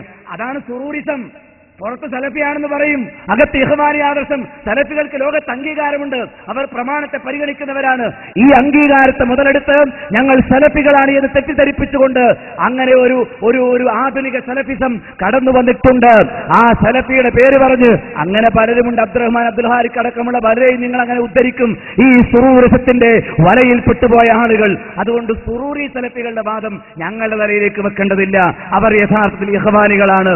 അതിന്റെ നേതാക്കന്മാർ മുഹമ്മദ് ഖുത്തുബിനെ പോലെയുള്ള ഇഖ്വാനികളാണ്. മുഹമ്മദ് ബിൻ സുറൂർ ബിൻ നായിഫിനെ പോലെയുള്ള ഇഖ്വാനി ആശയം പേറുന്ന ആളുകളാണ്. ഇപ്പറഞ്ഞ സലഫിസം ഇത് ഖുത്തുബിസമാണ്. അതിനവർ സലഫിസം എന്ന് പേരിടുകയാണ് എന്നാണ് ആ വിഷയത്തെക്കുറിച്ച് സൂചിപ്പിക്കാനുള്ളത്. ഇങ്ങനെ പിന്നെ കുറെ ആവശ്യമില്ലാത്ത കുറച്ച് ചോദ്യങ്ങളാണ്. എ പി അബ്ദുൽ ഖാദർ മുതലേ NDF വളർത്തിയതിന് എഴുതുമില്ല. നിങ്ങളുടെ നാട്ടുകാരനാണ് ഞാൻ, അടുത്ത നാട്ടുകാരൻ, ഞാൻ വിശദീകരിച്ചു തരേണ്ടതില്ല. മനസ്സിലായില്ലേ? ഇനി എങ്ങാനും അദ്ദേഹമാണ് NDF വളർത്തിയതെങ്കിൽ പിന്നെ മുജാഹിദ് പ്രസ്ഥാനവും NDF തമ്മിലുള്ള വ്യത്യാസം ഏറ്റവും ശക്തമായി ബോധ്യപ്പെടുത്തപ്പെടുന്നു. ഇനി NDF എന്താ സാധനം? എ പി അബ്ദുൽ ഖാദർ വളർത്തുന്ന അവിടെ നിൽക്കട്ടെ. എന്താ ഈ സാധനം? മൗദൂദിസം അല്ലേ? മൗദൂദിസത്തിന്റെ തീവ്രവാദം ജമാഅത്തെ ഇസ്ലാമി ഉപേക്ഷിച്ചിട്ട് അതിനൊരു പുതിയ മുഖം തുടങ്ങിയപ്പോ അതിന്റെ ആ തീവ്രവാദ മുഖം പ്രയോഗരംഗത്ത് കൊണ്ടുവരാൻ വന്ന ജമാഅത്തെ ഇസ്ലാമി ഊട്ടി വളർത്തിയ സെമിയുടെ പിൻഗാമികളിലെ സെമിയുടെ പ്രവർത്തകരും അതിനെ പടുത്തുയർത്തിയവരുമല്ലേ NDF പോപ്പുലർ ഫ്രണ്ടിന് നേതൃത്വം കൊടുക്കുന്നത്? എന്നിട്ട് ഈ വക ചോദ്യങ്ങൾ ഇങ്ങനെ ഇത് ബാലിശമായ ചോദ്യം. ഇത് നല്ലത് സമസ്തക്കാർ കാന്തപുരത്തിന് ആൾക്കാർ ചോദ്യം ചോദിക്കല. കുറച്ചുകൂടി ആദർശപരമായി എന്തെങ്കിലും വിഷയങ്ങൾ വരട്ടെ. മനസ്സിലായില്ലേ? പിന്നെ മുഹമ്മദ് അബ്ദുറഹ്മാൻ സാഹിബ് ഐക്യസംഘം വിട്ടതിൽ പലിശയുമായി വല്ല ബന്ധമുണ്ടോ? ഞങ്ങൾ കൊടിയത്തൂരെ പരിപാടി നിങ്ങൾ കേൾക്കണം അല്ലെ? ഓ അബ്ദുറഹ്മാൻ സാഹിബാണ് ഈ വ്യാജം പലിശയെ മുജാഹിദ് പ്രസ്ഥാനം ന്യായീകരിച്ചെന്ന പച്ചക്കളവ്. ഓ അബ്ദുറഹ്മാൻ സാഹിബ് ശൂറ മെമ്പറാണ് പോലും. കളവാണോ പറയേണ്ടത്? അല്ല. പലിശ എന്നല്ല, പലിശക്കെതിരെ, പലിശ ഇല്ലാതിരിക്കാനുള്ള ഒരു തന്ത്രം, ഹീലത്തിരിബയുമായി ബന്ധപ്പെട്ട വിഷയങ്ങൾ, അതൊരു ഫത്വയാണ്, വേറെ തന്നെ വിശദീകരിക്കേണ്ടതാണ്. മുജാഹിദ് പ്രസ്ഥാനം പലിശയെ ന്യായീകരിക്കുന്ന പ്രശ്നമില്ല. പിന്നെ ചിലര ഫത്വകളിലുള്ള അഭിപ്രായ വ്യത്യാസങ്ങൾ, അത് വേറെ തന്നെ നമുക്ക് ചർച്ച ചെയ്യാവുന്നതാണ്. മുജാഹിദ് പ്രസ്ഥാനവും ജമാഅത്തെ ഇസ്ലാമി തമ്മിലുള്ള തർക്കമാണോ? നിങ്ങളുടെ മീൻ ടൈമിന്റെ 4 കോടി ഞങ്ങൾ ചോദിക്കുന്നില്ല, നിങ്ങളുടെ ബാങ്കിലെ ഷെയറിനെ പറ്റി ഞാൻ ചോദിക്കുന്നില്ല. അത് വേണമെങ്കിൽ ഓ അബ്ദുള്ള സാഹിബ് പറയും, ഞങ്ങൾ ഒരു ദിവസം വീണ്ടും വരാം ഇൻഷാ അല്ലാഹ്. ഇനി PK മൂസ മൗലവി, A മൗലവി, മുഹമ്മദ് അമാനി മൗലവി സംയുക്തമായി രേഖപ്പെടുത്തുന്നത് ഇങ്ങനെ പറഞ്ഞിട്ട് സയ്യിദ് ഖുത്തുബിന്റെ തഫ്സീറിനെ പറ്റി, ലേഖനത്തെ പറ്റി നല്ല അഭിപ്രായം പറഞ്ഞു. അതിന് മറുപടിയോടെ പറഞ്ഞു, ഞങ്ങൾ വ്യക്തികളെ ഞങ്ങൾ മാനിക്കുന്നു, ആദർശത്തിന്റെ കുടിലതയെ പ്രമാണങ്ങൾ നിരത്തിക്കൊണ്ട് മാറ്റിവെച്ചുകൊണ്ട് ഞങ്ങൾ ചൂണ്ടിക്കാണിക്കുന്നു. ഒരാളെപ്പറ്റി നല്ല അഭിപ്രായം പറഞ്ഞാലും കുറ്റം. പുറത്തു പോയിട്ട് ആൾക്കാരോട് പറയും മുജാഹിദുകൾ എല്ലാവരെയും കുറ്റം പറയലാണ്. ചോദ്യം ചോദിച്ചപ്പം എല്ലാ വിമർശിക്കുന്ന പണ്ഡിതന്മാരെ പറ്റി മുജാഹിദ് പ്രസ്ഥാനത്തിന് നല്ല അഭിപ്രായമാണല്ലോ. വ്യക്തിഗതമായ അഭിപ്രായം പറയും അല്ലെ? ഞങ്ങൾക്ക് ഇവിടുത്തെ മുസ്ലിങ്ങളോട്, ഹൈന്ദവരോട്, ക്രൈസ്തവരോട് ഒന്നും വ്യക്തിപരമായി പ്രയാസമില്ല, സഹകരിക്കാറുണ്ട്. ഞങ്ങൾ സഹകരിക്കുമ്പോൾ അത് ശിർക്കും കുഫറുമാണ്, ലാത്ത പോയി മനാത്ത വന്നു എന്നൊക്കെ പറഞ്ഞ ആളുകൾ ഞങ്ങൾ ആദർശത്തിൽ നിഷ്ഠ പുലർത്തും. എന്നാൽ ശിർക്ക് ചെയ്യാനും കുഫർ ചെയ്യാനും യജ്ഞം ഉദ്ഘാടനം ചെയ്യാനും കിട്ടില്ല.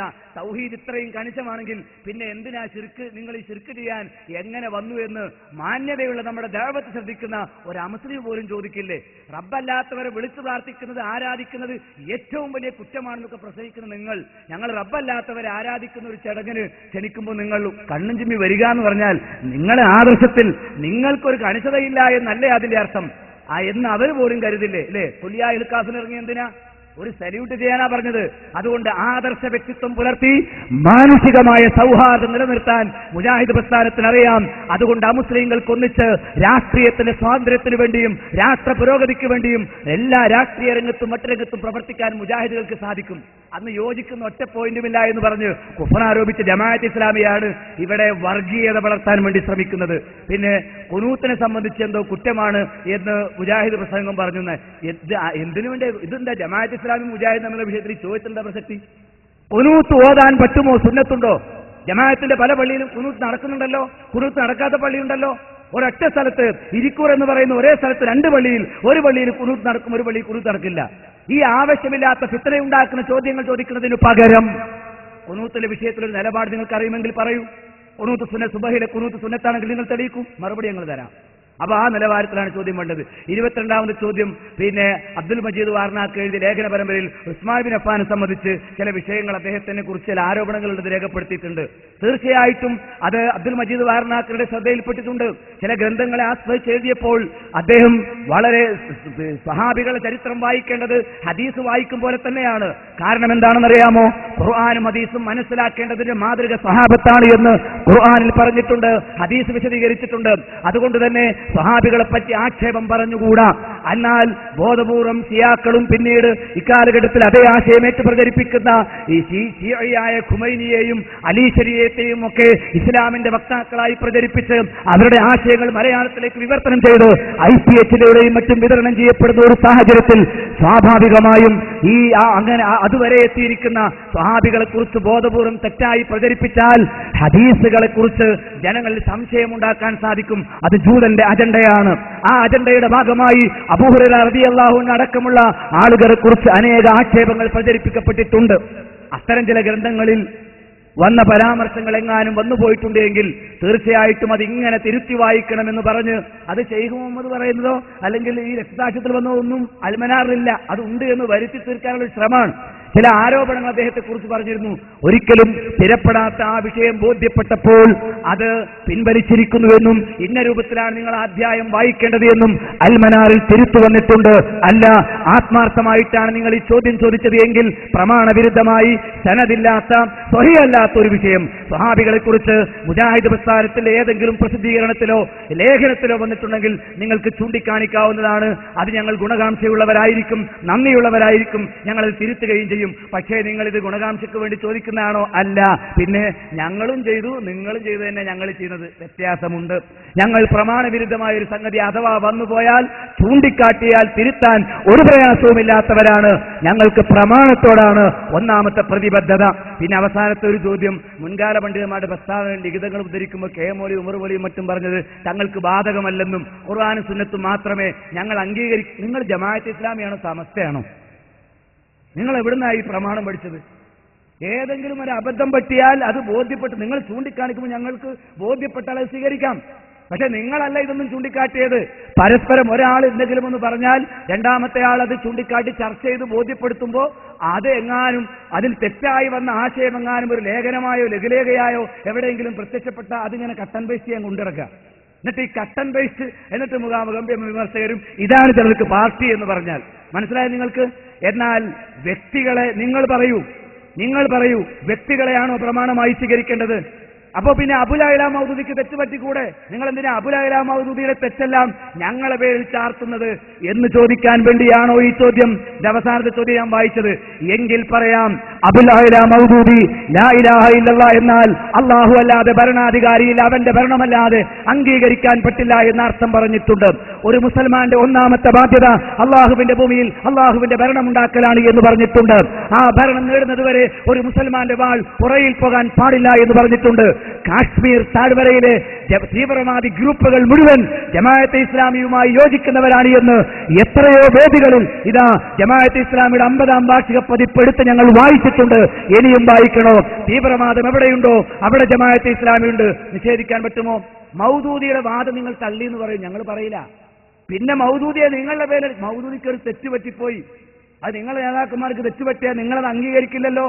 നിങ്ങൾ പ്രമാണം സുന്നത്ത് ഖുർആനും സുന്നത്തുമായി ഞങ്ങൾ തെളിവെന്ന് പറയും. ഉമർ മൗലവി അല്ല മറ്റതല്ല എന്ന് പറയുന്നല്ലേ നിങ്ങൾ പറയുന്നത്? എന്നാൽ നിങ്ങൾ പറയും അബുൽ അഅ്ല മൗദൂദി മുന്നോട്ട് വെച്ച ലാ ഇലാഹ ഇല്ലല്ലാഹുവിന്റെ പുത്തൻ വ്യാഖ്യാനം ശൈഖ് ഇബ്നു ബാസ് അടക്കമുള്ള മഹാപണ്ഡിതന്മാർ അത് ചൂണ്ടിക്കാട്ടി വിമർശിച്ച വ്യാഖ്യാനം, ശൈഖ് സാലിഹ് ഫൗസാനെ പോലെയുള്ള ആളുകൾ മൗദൂദിയുടെ ഗുരുതരമായ സയ്യിദ് ഖുത്ബിന്റെ ഗുരുതരമായ വീഴ്ചകൾ ചൂണ്ടിക്കാട്ടി പഠിപ്പിച്ച വിഷയങ്ങൾ, ആ വിഷയങ്ങളുമായി ഞങ്ങൾക്ക് യോജിപ്പില്ല, മൗദൂദിയുടെ ആശയങ്ങളല്ല ഞങ്ങൾക്കുള്ളത് എന്ന് നിങ്ങളൊന്ന് പറയൂ. അന്ന് ഞങ്ങൾ ജമാഅത്തെ ഇസ്ലാമി വിമർശിക്കില്ല, ഞങ്ങൾ മൗദൂദിയെ വിമർശിച്ചോളാം. ഞങ്ങൾ മൗദൂദിയെ വിമർശിക്കുമ്പോഴേക്കും മൗദൂദിക്ക് വേണ്ടി വക്കാലത്തുമായി വരുന്നത് കൊണ്ടാണ്. മുജാഹിദ് പ്രസ്ഥാനം വ്യക്തികൾക്ക് വേണ്ടി വക്കാലത്തുമായി വരുന്നവരല്ല, എന്നാൽ പ്രമാണബന്ധിതമായ ആദർശത്തിന് വേണ്ടി വക്കാലത്തുമായി വരും. കാരണം പ്രാമാണികമായ ആദർശവും സംസ്കാരവും മാത്രമേ നാളെ റബ്ബിന്റെ അരികിൽ പരിഗണിക്കപ്പെടുകയുള്ളൂ.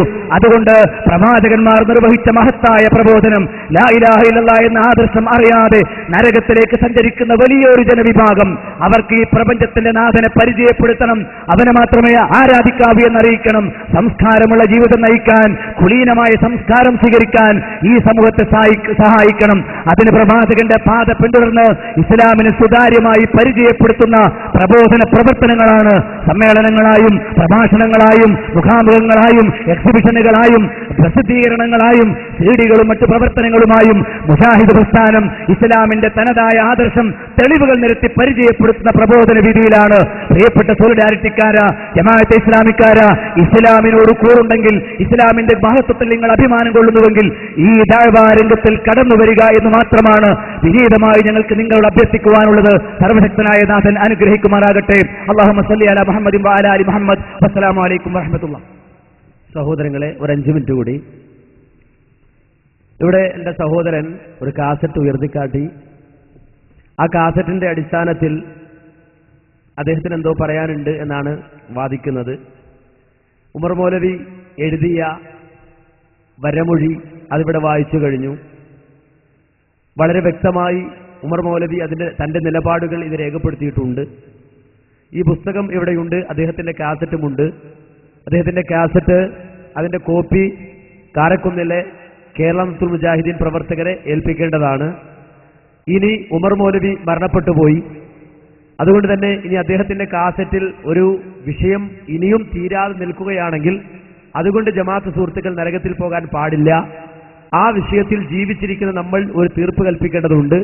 അതിന് ജമാഅത്തെ ഇസ്ലാമി കാരക്കുന്ന് ശാഖ അല്ലെങ്കിൽ ഹൽക്ക തയ്യാറാകണം എന്നാണ് ഞങ്ങൾക്ക് അറിയിക്കാനുള്ളത്.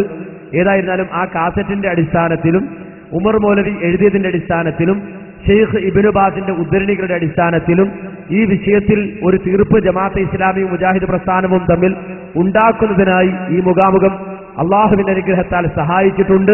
ഇൻഷാ അല്ലാഹ് ഇത് ഇവിടം കൊണ്ട് അവസാനിക്കുന്നില്ല, തീരുന്നില്ല. നേരെ മറിച്ച് ആ കാസറ്റിന്റെയും ഈ ലേഖനത്തിന്റെയും അതുപോലെ തന്നെ ഷെയ്ഖ് ഇബ്നു ബാസിന്റെ ഉദ്ധരണികളുടെയും അടിസ്ഥാനത്തിൽ ഇബാദത്തിന്റെ വിഷയത്തിൽ ഒരു തീർപ്പ് കൽപ്പിക്കാൻ വേണ്ടി ജമാഅത്തെ ഇസ്ലാമിയുടെ കാരക്കുന്ന് ഹൽക്ക തയ്യാറാകണം എന്ന വിവരം ഇതിനാൽ അറിയിച്ചുകൊള്ളുകയാണ്. അതോടൊപ്പം തന്നെ എന്റെ സുഹൃത്ത് സൂചിപ്പിച്ച ഒരു കാര്യം, ഞങ്ങൾ എന്തോ തെറ്റിദ്ധരിപ്പിക്കാൻ ശ്രമിക്കുകയാണ്, മറച്ചുവെക്കാൻ ശ്രമിക്കുകയാണ് എന്ന് അദ്ദേഹം ചോദ്യത്തിനിടയിൽ സൂചിപ്പിച്ചു. ഒരിക്കലും മുജാഹിദ് പ്രസ്ഥാനം ഒരു കാര്യവും മറച്ചു വെച്ചിട്ടില്ല, മൂടിവെച്ചു എന്ന് തെളിയിക്കാൻ കഴിഞ്ഞിട്ടില്ല. യഥാർത്ഥത്തിൽ മൂടിവെച്ചതാകട്ടെ ജമാഅത്തെ ഇസ്ലാമിയാണ് എന്ന വിവരം കൂടി എന്റെ സുഹൃത്തിനെ അറിയിക്കുകയാണ്. എന്റെ കയ്യിലുള്ളത് ജമാഅത്തെ ഇസ്ലാമിയുടെ അമീറായ സാക്ഷാൽ ആരിഫ് അലി സാഹിബ് ഹൈക്കോടതിയിൽ എഴുതി കൊടുത്ത റിട്ട് ഹർജിയാണ്.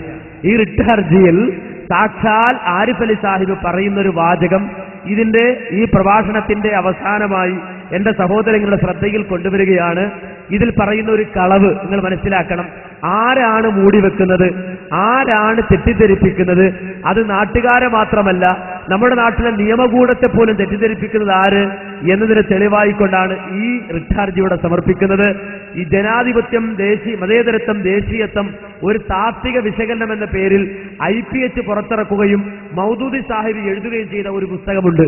പേര് ജനാധിപത്യം, മതേതരത്വം, ദേശീയത്വം ഒരു താത്വിക വിശകലനം എന്നാണ്. ആ പുസ്തകം ഹൈക്കോടതിയിൽ വന്നു.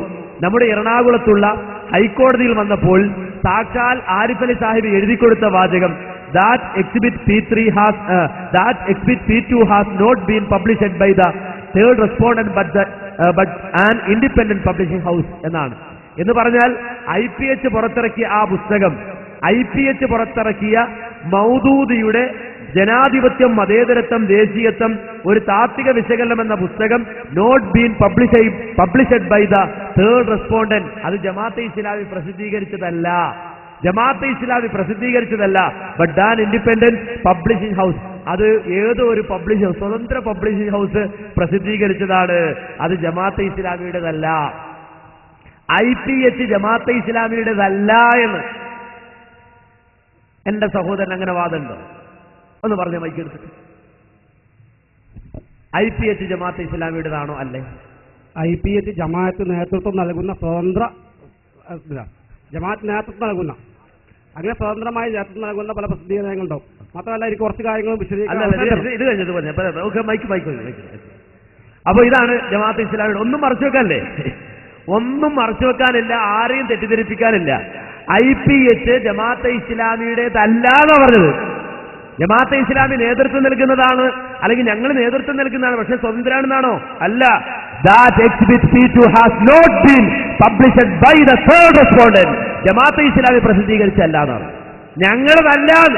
ഞങ്ങളതല്ല. ഇത് കളവല്ലേ? കോടതിയുടെ മുന്നിൽ പറഞ്ഞ കളവല്ലേ? താവൂത്തിന്റെ മുന്നിൽ പറഞ്ഞ കളവല്ലേ? ആരാ മറച്ചു വെച്ചത്? ആർക്കാണ് മറച്ചു വെക്കാൻ കഴിയുന്നത്? ഞങ്ങൾ പ്രസിദ്ധീകരിച്ചല്ല. നേരെ മറിച്ച് പറഞ്ഞ വാചകം തന്നെ not been published by the third respondent. ഞങ്ങൾ പ്രസിദ്ധീകരിച്ചതല്ല, but an independent publishing house. അത് സ്വതന്ത്ര പബ്ലിഷിംഗ് ഹൗസ് ആണ്, സ്വതന്ത്ര പബ്ലിഷിംഗ് ഹൗസ് ആണ് എന്നാണ്. മാത്രമല്ല വീണ്ടും പറയുന്നത്, further the third respondent is not responsible for the views of the other. മൗദൂദിയുടെ ഈ വീക്ഷണമായിട്ട് ഞങ്ങൾക്ക് യോജിപ്പില്ല. ഇത് എഴുതിയ മൗദൂദിയുടെ വീക്ഷണവുമായി ഞങ്ങൾക്ക് യോജിപ്പില്ല. അത് ജമാഅത്തെ ഇസ്ലാമിയുടെ വീക്ഷണമല്ല എന്ന് കോടതിയിൽ. എന്നാൽ അതേ പുസ്തകം തന്നെ 1979 ഇറങ്ങിയ പേരെന്താ? ജമാഅത്തെ ഇസ്ലാമിയുടെ സന്ദേശം എന്നാ. അങ്ങനെ ജമാഅത്തെ ഇസ്ലാമി 5 കൊല്ലം കഴിയുമ്പോൾ ബുക്കിന്റെ പേര് മാറും. അതേ ബുക്ക് തന്നെ പുതിയ പേരിൽ വിപണിയിലെത്തിക്കും IPHന്റേത്. എന്നാൽ 1979 ജമാഅത്തെ ഇസ്ലാമിയുടെ സന്ദേശം എന്ന പേരിൽ പുറത്തിറങ്ങിയ പുസ്തകം, ആ പുസ്തകത്തിലുള്ള കാഴ്ചപ്പാടുമായി, അതെഴുതിയ മൗദൂദിയുടെ കാഴ്ചപ്പാടുമായി ഞങ്ങൾക്ക് യോജിപ്പില്ല എന്ന് കോടതിയുടെ മുന്നിൽ പറഞ്ഞത് കോടതിയെ തെറ്റിദ്ധരിപ്പിക്കാനല്ലേ? അല്ലേ? ആരാ തെറ്റിദ്ധരിപ്പിക്കുന്ന? മുജാഹിദുകളോ? ഇനി ജമാഅത്തെ ഇസ്ലാമിയുടെ അല്ലേ IPH? ജമാഅത്തെ ഇസ്ലാമിയുടെ അല്ലേ മർക്കസി മക്തബ? കേട്ടോളൂ, ഇത് IPHന്റെ സൈറ്റാണ്. നിങ്ങളൊരു കളവ്, ആ കളവ് കോടതിയുടെ മുന്നിൽ പറഞ്ഞാൽ അത് മറ്റുള്ളവർ വിശ്വസിക്കും, കോടതി വിശ്വസിക്കുമെന്ന് വിചാരിച്ചോ? ഇത് IPHന്റെ സൈറ്റ്. എന്താ? ദക്ഷിണേന്ത്യയിലെ ഏറ്റവും വലിയ ഇസ്ലാമിക പ്രസാധനാലയമായ Islamic publishing house Indian Jamaat-e Islami Kerala ഘടകത്തിന്റെ ഔദ്യോഗിക പുസ്തക പ്രസാധനാലയമാണ് എന്നാണ്. ഔദ്യോഗിക പുസ്തകാലയമാണ് എന്നാണ്. കോടതിയിൽ പറയാൻ ഞങ്ങളുമായിട്ട് ബന്ധമില്ല, സ്വതന്ത്രമാണ്. ആരാ തെറ്റിദ്ധരിപ്പിക്കുന്നത്? ഇനി മാത്രമല്ല, മർക്കസി മക്തബ കോടതിയിൽ പറഞ്ഞു ഞങ്ങളുടേതല്ല, സ്വതന്ത്രമാണ്. എന്നാൽ മർക്കസി മക്തബയുടെ സൈറ്റ് ജമാഅത്തെ ഇസ്ലാമി IPHന്റെ സൈറ്റിൽ തന്നെ ഉണ്ട്. മർക്കസി മക്തബയെ കുറിച്ച് the official publication division of Jamaat-e Islami Hind, Jamaat-e ഇസ്ലാമിയുടെ ഔദ്യോഗിക പ്രസിദ്ധീകരണാലയമാണ്. കോടതിയിൽ പറഞ്ഞതോ? കോടതിയിൽ പറഞ്ഞത് ഞങ്ങളുമായിട്ട് ബന്ധമില്ല. ആരാ തെറ്റിദ്ധരിപ്പിക്കുന്നത്? ഈ സമൂഹത്തിന്റെ മുന്നിൽ പുസ്തകം അടിച്ചുവിട്ട് IPH എന്ന് പേര് എഴുതിവിട്ട് ഈ സമൂഹത്തെ കൊണ്ടത് വായിപ്പിച്ച് ഈ സമൂഹത്തെ വഴിപിഴപ്പിച്ച് അവസാനം ഞങ്ങളല്ല എന്ന് പറഞ്ഞാല് ആരെ ഇവിടെ മറച്ചു വെക്കുന്ന തെറ്റിദ്ധരിപ്പിക്കണത്? അതുകൊണ്ട് മാന്യ സഹോദരങ്ങളെ, ഒരു കാര്യം അദ്ദേഹം കാസറ്റ് ഉയർത്തി ആവേശം ഉണ്ടാക്കാൻ ശ്രമിച്ചുകൊണ്ടാണ് പറയുന്നത്. അത് ഞങ്ങൾ ഏറ്റെടുത്തിരിക്കുന്നു, ആവേശപൂർവ്വം ഞങ്ങൾ ഏറ്റെടുത്തിരിക്കുന്നു. ആ വിഷയത്തിൽ പരിപൂർണമായ തീർപ്പ് കൽപ്പിക്കാൻ, ആ വിഷയത്തിൽ ഒരു തീരുമാനമുണ്ടാക്കാൻ, ആ വിഷയത്തിൽ ജമാഅത്തെ ഇസ്ലാമിയുമായ ഒരു തീരുമാനമുണ്ടാക്കാൻ ഞങ്ങളെ സംബന്ധിച്ചിടത്തോളം മുജാഹിദ് പ്രസ്ഥാനത്തിലെ ഈ ആളുകൾ, ഇവിടെ പങ്കെടുത്ത ആളുകൾ, ആ ആളുകൾ തയ്യാറാണ് എന്ന വിവരം വളരെ വ്യക്തമായി എന്റെ സഹോദരങ്ങളെ അറിയിക്കുകയാണ്. ഒരിക്കലും നമ്മെ സംബന്ധിച്ചിടത്തോളം ഒരു കാര്യം കൂടി കൂട്ടി വായിക്കണം, ഇതൊരിക്കലും താടിപറിയല്ല. ജമാഅത്തെ ഇസ്ലാമിയെ സംബന്ധിച്ചിടത്തോളം അവരിങ്ങനെ പറയേണ്ടത്, അതിലെന്തെങ്കിലും ഒരു വിധത്തൊക്കെ ഉണ്ടെങ്കിൽ താടി പറപ്പിച്ചാൽ മതി, ആളുകളെ താടി പറപ്പിച്ചാൽ മതി നയത്തിൽ നിന്നിട്ട്. ഒരിക്കലും താടി പറയില്ല. ഇത് കുറച്ച് കാര്യങ്ങൾ വസ്തുതാപരമായി ഞങ്ങൾ പറഞ്ഞു. ജമാഅത്ത് സഹോദരങ്ങൾ ഇത് കേട്ടു നിൽക്കുന്നുണ്ടാവും. അവരുടെ മനസ്സിൽ ചിലപ്പോൾ പ്രയാസം ഉണ്ടായിട്ടുണ്ട് എന്ന് വരാം. ഒരിക്കലും അവരുടെ മനസ്സിനെ വേദനിപ്പിക്കണമെന്ന് വിചാരിച്ചിട്ടല്ല ഈ കാര്യങ്ങൾ പറഞ്ഞത്. ഞങ്ങളെ സംബന്ധിച്ചിടത്തോളം ആത്മാർത്ഥമായി തെളിവുകളുടെ പിൻബലത്തോടെ നന്നാകണമെന്ന ആഗ്രഹത്തോടെയാണ് ഈ കാര്യങ്ങൾ നിങ്ങളുടെ മുന്നിൽ അവതരിപ്പിച്ചിട്ടുള്ളത്. ഞങ്ങളുടെ വാക്കുകൾ, ആ വാക്കുകളിൽ ഏതെങ്കിലും ഒരു ജമാഅത്ത് സഹോദരന് മനസ്സിൽ പ്രയാസം ഉണ്ടാക്കുന്ന എന്തെങ്കിലും വന്നുപോയിട്ടുണ്ടെങ്കിൽ ഞങ്ങൾ മാപ്പ് ചോദിക്കുകയാണ്, ക്ഷമ ചോദിക്കുകയാണ്. ഞങ്ങളെ സംബന്ധിച്ച് നിങ്ങളെ വിഷമിപ്പിക്കലല്ല ഉദ്ദേശം, നിങ്ങൾക്ക് വന്നുപോയ തെറ്റുകളെ ചൂണ്ടിക്കാണിക്കുക എന്ന് മാത്രമാണ് ഞങ്ങൾ ഉദ്ദേശിച്ചിട്ടുള്ളത്. അള്ളാഹു അതിന് സാക്ഷിയാണ്, റബ്ബ് അതിന് സാക്ഷിയാണ്. അള്ളാഹുവെ, ഞങ്ങളിൽ നിന്ന് നീ ഇത് സ്വീകരിക്കണേ റഹ്മാനെ. അള്ളാഹുവെ, ഞങ്ങളുടെ സഹോദരങ്ങളാണ്, ജമാഅത്ത് സുഹൃത്തുക്കളും ഞങ്ങളുടെ സഹോദരങ്ങൾ തന്നെയാണ്, ഇവിടെയുള്ള സമസ്തക്കാരും ഞങ്ങളുടെ സഹോദരങ്ങൾ തന്നെയാണ്. അള്ളാഹുവെ, നേരിന്റെ മാർഗം, നേരായ വഴി അവർക്ക് കാട്ടിക്കൊടുക്കാനുള്ള പരിശ്രമമാണ് റബ്ബേ ഇത്.